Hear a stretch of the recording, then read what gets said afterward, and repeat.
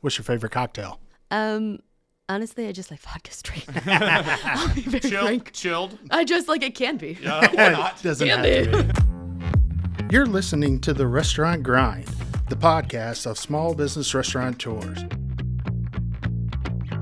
I'm JD, your host, with Matt Patrick, our co-host, and we have Chloe Sexton here, who is a Memphis entrepreneur with over 2 million TikTok followers and the business owner of BluffCakes. Thank you for having me. We love the story of entrepreneurships and restaurants, and we kind of wanted to dive into that first, where you got started, maybe your first job in a restaurant, and what took you to owning your own. Oh gosh, my first job in a restaurant. So I wasn't originally from Memphis, but my first job was in Jackson, Tennessee.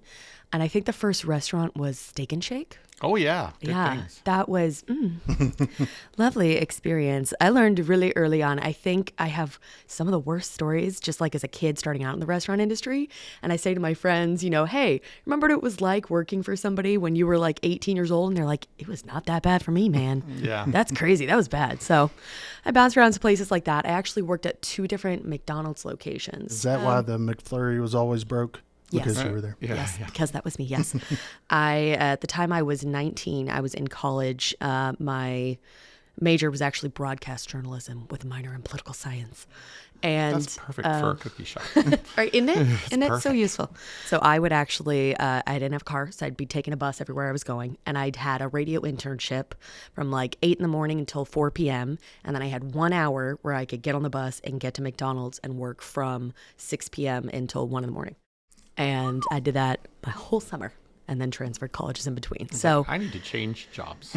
yeah, no, that was what I did for a whole summer. So I got to see kind of the worst of what I think anybody thinks they have to go through, which is like middle of the night, fast food. Yes, in fact, that ice cream machine is broken. Okay, it is. Mainly because we don't want to make them. Yes. Yeah.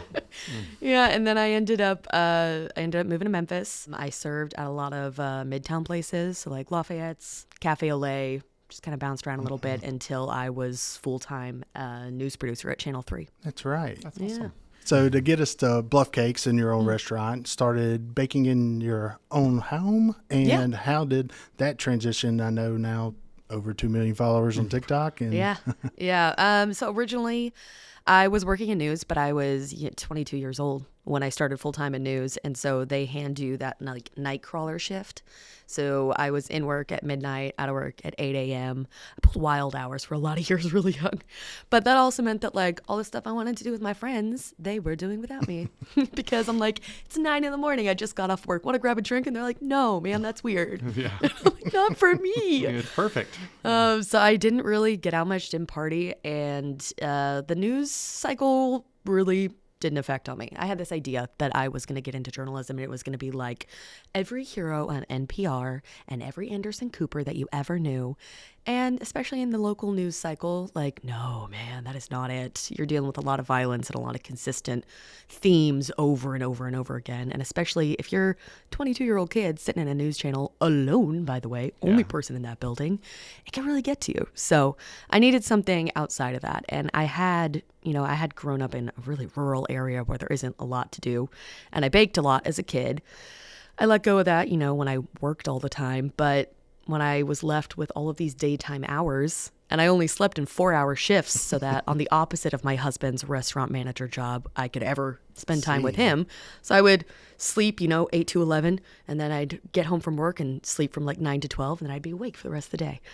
And that's not healthy, by the way. Got bored. No, it's not healthy. I got bored, and I wanted to get back into baking, so I did. And at first, I just created like an Instagram page to share pictures of it and pictures of what I had brought to work, because it's got to go somewhere. Yeah. And I worked with like nothing but 7 guys, and even if it's bad, they're still gonna eat it. Yeah. It's the crazy thing; they're gonna eat it. So I just kept doing that until eventually, one of my anchors, Nina Harrelson, she was the first one to order a cake from me. And she was just like, hey, you bake a lot of stuff. How about you put together a cake and like just put a bunch of cactuses on it or something? And I was like, I got you. Yeah. I did not got her. No, I did not got her. No, I did not. I didn't know what I was doing. So I went to YouTube University to complete what I didn't understand about decorating and about buttercream styling and about all of that. And she didn't need it for like another 2 weeks. So I spent that entire 2 weeks making that cake over and over again and throwing it away, making it again and throwing it away.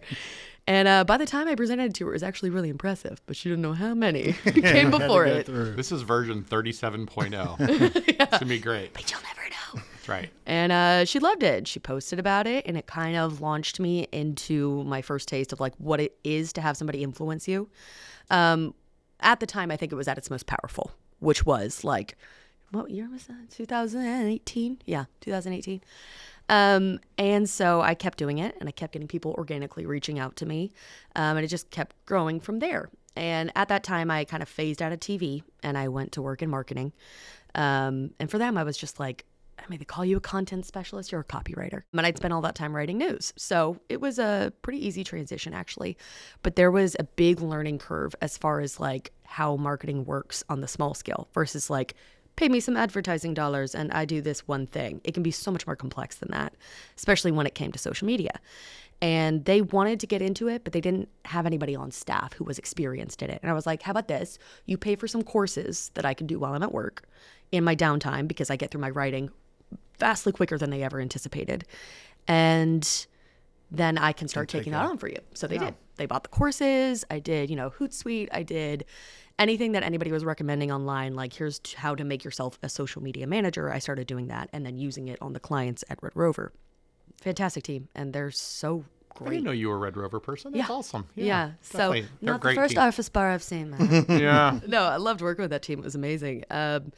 So I would go home and I would apply all the same things that I was learning simultaneously to what I was doing on BluffCakes on Instagram, because I still never really thought that like there was a shot that was going to be a moneymaker or anything. Like, it's not a Hallmark movie. It's real life, and you can't float a life on cupcakes. So, but I wanted to see how far I could go with it. And Tyler was really more and more like, wait, what are you charging for that? Yeah. You can see the sweat building on this man's He's head. doing and the he's math like, going, I think we're losing money selling that cupcake. do you know what the overhead is on that? And I'm like, what is... What's over over what? What's over what? Crazy.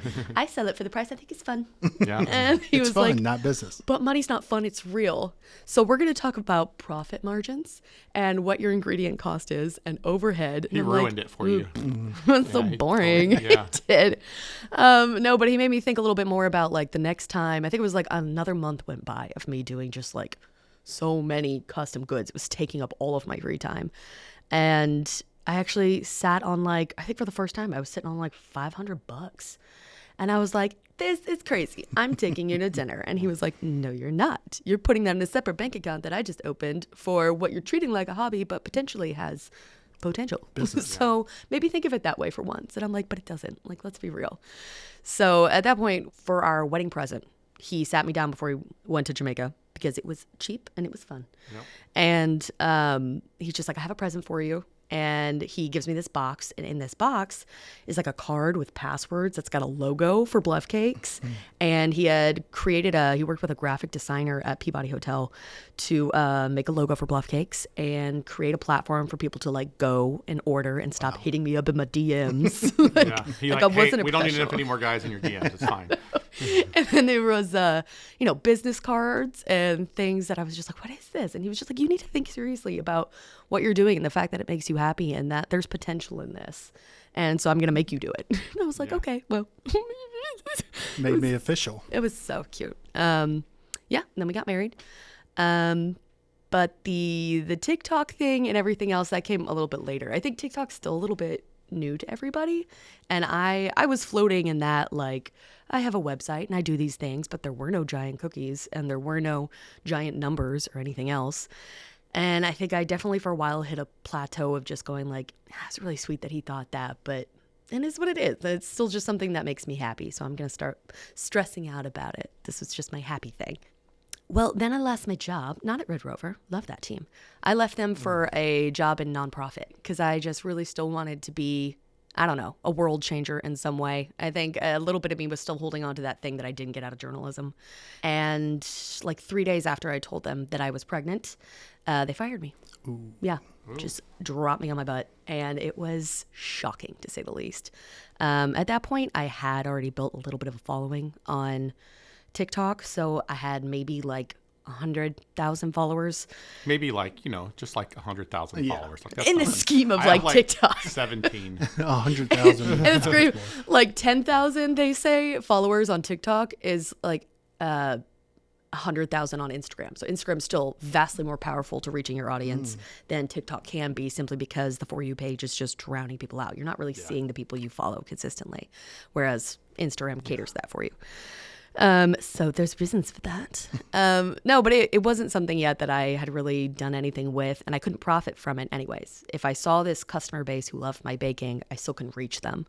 So I lost my job. I got really scared. I had just bought a house, and all of which made for a fantastic recipe of panic. Yeah. And so I'd already kind of put out a menu out there for fall, and because this is the week of Thanksgiving. And I was just like, you know what? I put a cap on all those pre-orders. I'm not going to do that anymore. There's no cap. And I made that announcement online, and boy, did they fill it up. I must have made like 60 pies in this span of 2 days in my house. And it just kept snowballing from there. And that bled into Christmas. But getting closer to Christmas, as much as like I was taking on as much as I possibly could. And I was also getting increasingly more pregnant, mind you. But it was still scary, and I was doing my best, and Tyler was pulling his weight, not only working full-time job, 60 to 70-hour weeks in a restaurant, but coming home and helping me figure out how to do things like taxes and how to do things like, I don't know, the legal stuff he does, that stuff. And I was just there having a great time, panicking every single day. But I started messing around a little bit more with, let's say I could ship something. Let's say I could make it profitable. And he was like, you can't. It's not going to happen. It will not happen. And this is the one thing that I like to hold over him, is that when it came to the giant cookies and I started showing them on TikTok and being like, but what if it wasn't just a giant cookie? I also put like a full ounce of peanut butter in the middle. Yeah. And Tyler's like, that's disgusting. The world didn't think so. No. I'll tell you what. Man also hates marshmallows. So like, what can we trust? Yeah, can't trust him. It's weird. Doesn't like s'mores. It's weird. Yeah. So I found out a way. I wanted to launch it on New Year's Eve, and I found a way to do, sealable packaging, follow cottage food law, get it out of the state, keep packaging relatively cheap. It definitely got a lot cheaper, but something I could just afford out of the BluffCakes account, and put up like a dozen of each cookie on New Year's Eve and like put it up everywhere that I could and talked about it on TikTok. I also started offering for them that they could watch me make them, because I was still making them from home, and I got a chance to educate people about cottage food law, because trolls are real. And they're going to be like, I'm not buying something you baked in your house. I'm like, that's so crazy, because the state of Tennessee says I can. So, and they sold out. They sold out in less than a day, and it just kept going from there. Eventually, a video went viral while I was making them on live, and we had never put a cap on the website. So like, you could technically sell out of something, but if somebody had it in their mind, they could buy more, and it just would not stop. And he kept trying to call me online over our Alexa even, and I'm on live. I'm like, he's so quirky funny, unplug it. And then he started getting in the comments being like, you have to stop right now. There was like 12,000 people on live, and he was just like, you have to stop right now, we have a problem. And I'm like, what's the problem? It's fun. We had sold 14,000. We don't have a way of making the cookies that you're selling. No, yeah. At that point, I had sold 14,000 cookies in the span of an hour. And we were like 800 or 900 orders deep. And he was like, this is really bad. You're going to get such a bad reputation. I'm like, I'm not. Because first of all, I'm pregnant. Win. Second of all, I cried. You played the sympathy pregnant card right away. Absolutely. Yeah, okay. I got it. Yeah. And also, I was just like, here's what you're going to do. You're going to just be honest. So I'm going to get online and be like, hey, I never knew that was like a possibility for me, but you have no idea the launch that you just gave me and the way that I can put that back into the business. So as long as everybody's cool and patient, I'm going to work on an email campaign right now to tell you the exact same thing with a link to this video telling you this. It's going to take me a couple months to get these out the door, man. There's one me. Yeah. And they were like, no, that's cool. Out of all of those like 800 some odd orders, I refunded 2. Wow. And they never saw the video. They never saw the email campaign, anything. Because I wanted to know, is this personal? 2. The entire That's time. awesome. Nobody cared. But I also stayed consistent with showing them like, hey, today I got like 400 more out the door. I got those orders out the door. And I work like 12 to 14 hour days. I'm pregnant. Can I just reiterate that as many times as possible? It was bad. No, they were super understanding. And by the time that we were ready to like oh my God, they're all out the door. It's been like 2.5 months. This is crazy. Now July 4th cookies. Right? So by then it was like a month before Theodore was born, and I did my restock and we sold out in like 6 minutes. And that was of like 500 cookies. And then the following week I did it again. And then finally we were like 2 weeks out from Theo being born, and I just couldn't even stand up on my marshmallow feet anymore. It was bad. So I did have to take a pause, and I was super scared when we came back that I would like lose that edge because I wasn't keeping up with it. You're talking like 2 to 3 videos a day. That is what the demand is.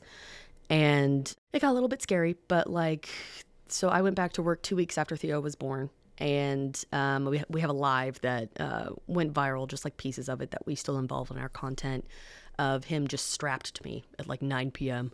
at night, restocking everything, and they sold me out in 7 minutes. And that was like my largest drop of cookies I'd ever done. That was like 1,200 cookies that they sold in 7 minutes. Is this out of your house?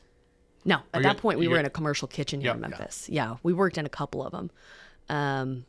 But yeah, 1,200 cookies in like 7 minutes, and I'm just like sobbing in front of people because again, I just had a baby. I get to do that. Yeah, it never turns off, right? And I mean, I think that's when we talk about the grind of a restaurant owner, or any entrepreneur or business owner, it never turns off. 24/7. Yep. No. And it's something that some people realize before they get in it. Some people realize once they are in it and go, oh, I don't know if I want to do that.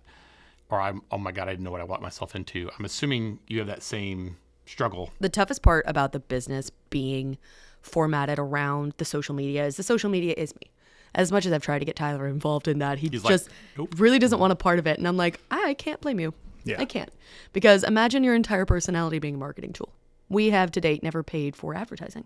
So the entire tool has always been me. So it doesn't matter if I want to take a few days off. If we're on vacation, that's my content for the week. If we're having a tough week, that's my content for the week. It's all marketing.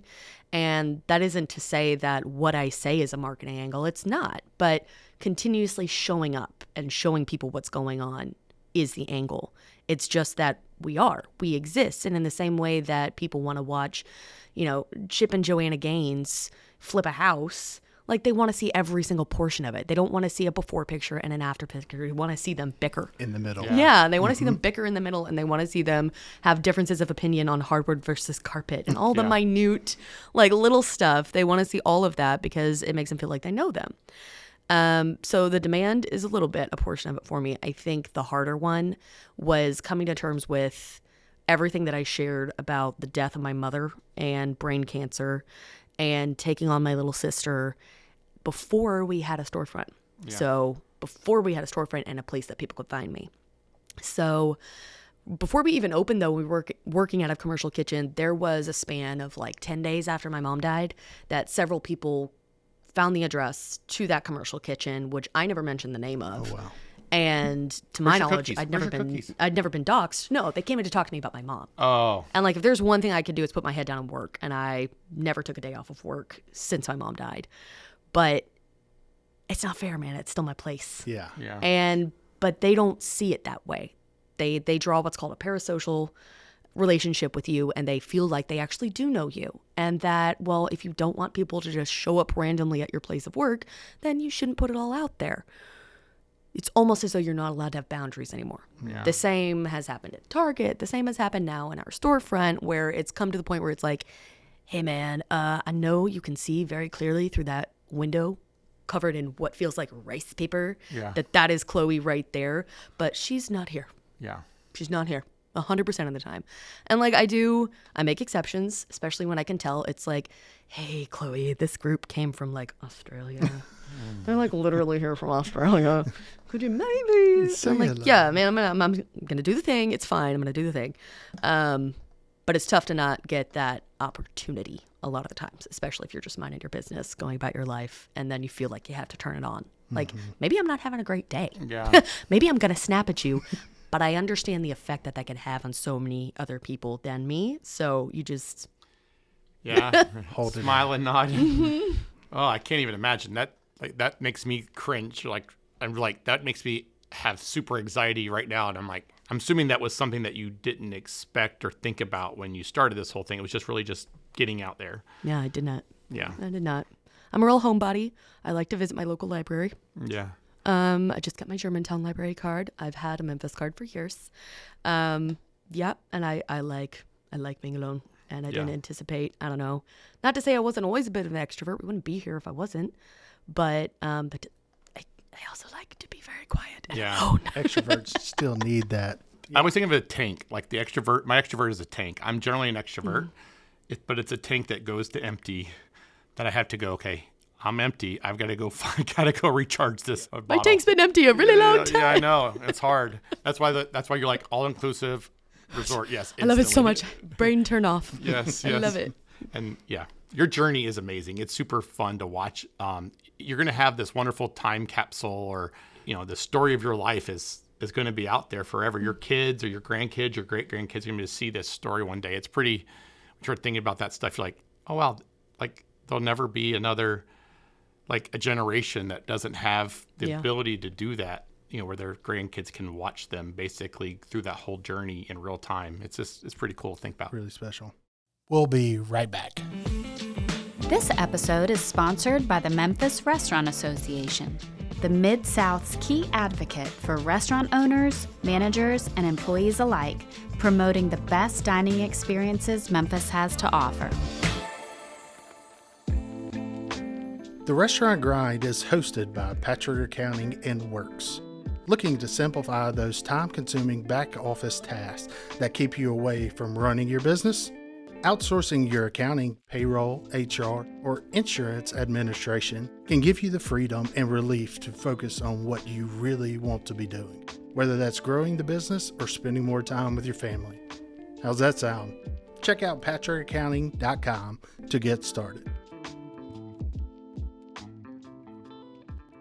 One of the things that this podcast is about is we all go through these daily issues or stuff in the business on like, okay, here's what we're like trying to figure out right now. And I know you've had some stuff recently with how the algorithms change, or, what, like, we're not getting the reach we used to get. But, like, what are some of the things that you guys are struggling with right now that trying to figure out? So we see these huge highs during holidays, and some of them it's like totally nothing. So you get a July 4th weekend, nobody's going out to eat. They're all barbecuing. They're gone. And I see a lot of other restaurant owners here in the city talk about it. Kelly English is really open about certain holidays where it's just like, hey, everybody in the city, if you're still in the city, buckle down and go to a small business because like that's really important. So it can be so addicting to see these like huge sales highs and then come down from that the week next. And you have to almost retrain yourself like, no, that was the normal. That was the exception. And I have these conversations with my husband a lot because he'll be like, see, now we'll have these sales this high every single week. And I'm like, we won't. Yeah. And you need to start thinking that way. But when it's not a holiday, make one up. Yeah. So we had a really successful, there was this back to school lull. And I was like, all right, we're going to get creative. We're going to do something. And one of the first things that I always did with social media was like, get on a calendar and find out what the national day is. I know that sounds kind of lame, but like you can really make something. Ice cream day. National Dog Day, National Ice Cream Day. How can you work that into something that is niche and available for this like small amount of time?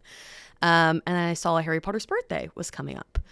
And I was like, we could do something about that. I've seen other bakeries kind of lean into a little bit, but we're going to go all in. And I made that decision in the span of 2 days. So it was like, oh, his birthday's day after tomorrow. Oh, crap. We got to do a lot. I wrote a full menu at 11 p.m. And that's been not only that, but like, I was like, we're going to run this Friday, Saturday. We're going to make pastries that look like the letter Ronald Weasley got from his mother. Ronald Weasley. We're going to make, howlers. We're going to make sorting cupcakes, all of that. We're going to do everything themed that people want or even suggest. I left open suggestions on our Instagram. Like, what would you like to see? And I worked them into the menu. And that was one of our highest sales weeks since we opened. Wow. And just creating something out of nothing. And when I saw the turnout we were getting for the first 2 days, I decided to go on social media and be like, guess what? I'm going to extend this till Monday. Because Mondays are slow days, man. Most bakeries close on Mondays. We don't. So yeah, staying flexible and not really committing to like one thing and one hard menu. Within the first 2 months of me going like, and every few weeks we will launch our monthly menu and we will stick to that menu. We will only do that. Yeah. I don't really feel that Probably anymore. a little boring. It gets a little boring, but also the amount of people that I would see where it's just like, didn't I see you just 3 days ago? And they're like, yeah, I just wanted to come in and see what you have that's new. Yeah. I'm like, oh, I didn't anticipate that because I've never done this before. But just pivot. Just immediately pivot. And once you find out something that works, then you can keep growing with that and expand on those ideas, but just don't stick to one thing the whole time. Yeah, even taking that feedback from your followers and everything and making that more personal to them. Like, oh, yeah, I will do that for Harry Potter Day. Like, that is a really good idea. Nice tie-in for school books. It's great. Yeah. Yeah. Good I timing. really like it. And it was all adults, by the way. I know the demographic of Harry Potter fans. Yeah, I know that. And then seeing that was a success, I'm going to do it again in October because it's October. Everybody thinks of Harry Potter anyways. Yeah. And October is already such a full, like, at the end of the day, my main demographic is women. I'm talking like 90%. It's women. And if you look at our social media, you get a full breakdown in your analytics of what percentage it is. And I'm like 97% women, 3% men. So I know I'm doing something right. And Wait, that means you have 97% more men to get. do I? Yeah. I mean, Football season time. yeah, that's right. And football cookies. Keep that sports ball talk over there. Sports ball. Go sports. No, I look at those analytics and I understand that person and I'm like, women like Harry Potter. They want to see it again. They do. I know these ladies. You're going to have a 50 Shades of Grey day at some point, aren't you? I have better taste in books than that. Yeah. No, they want to see spooky Halloween stuff. Yeah. I'm sorry. You're Hocus married? Pocus. Hocus Pocus. Hocus Pocus, exactly. They want to see themes against that as much as they can. And to really, load up on that before probably the most boring month of the year, which is November. Nobody cares about Turkey Day, man. It's pre-Christmas. That's football day. What do you mean? I understand. Egg bowls then. There's all kinds of stuff. No, dude, every year, November 14th, all of our Christmas stuff goes up, and that's not me. That's my husband. Yeah. And his vast porcelain, tiny light-up house collection that he brings out every Christmas. The little Hallmark houses, the Victorian villages type Yes, stuff. but they have to be porcelain. Yeah, we have some of those in our house. Those are not mine, but they're definitely my wife's. The fuses in those are so old. So old. It's a fire hazard. Yeah, they're going to burn. And he burn loves it. Yep. Perfect. You talked about one of the happiest times of your day is getting into the bakery, seeing your employees. I've been in there myself with my wife multiple times, and what we do see is your employees being very happy and so glad to be there. So how do you keep that and combat the labor shortages that everybody's really seeing? I'm not going to lie. It does help to be on social media and to make everything look fun. So you'll definitely attract people, but I've only ever kept the people that actually work because it is actually a lot of work. Yeah. You incorporate a lot of them into your social too. I mean, With their consent. Yeah, but you have a couple of your employees that have been there for a long time, but Yeah. their story is cool too because you're seeing their day in life. No, we have a solid team, some really cool people, and we don't just keep it just to work. If we're having this past Memorial Day, we bought a cornhole tables for. Yeah. I've never cornholed in my life. See, you're getting the sports. Here we go. That's the That gateway. is not a it's sport, a sir. it's a gateway It's a bag drug. full of beans. It's It's on on ESPN. ESPN now. It counts. Tragic. But we'll invite them over and say we're buying burgers, we're doing all of that, and it's not an obligation. They know this isn't like a work event; it's a holiday. Come hang out. They come over because they actually want to, Yep. and they end up staying at my house till like 11 p.m. because we're just cutting it. We're having fun.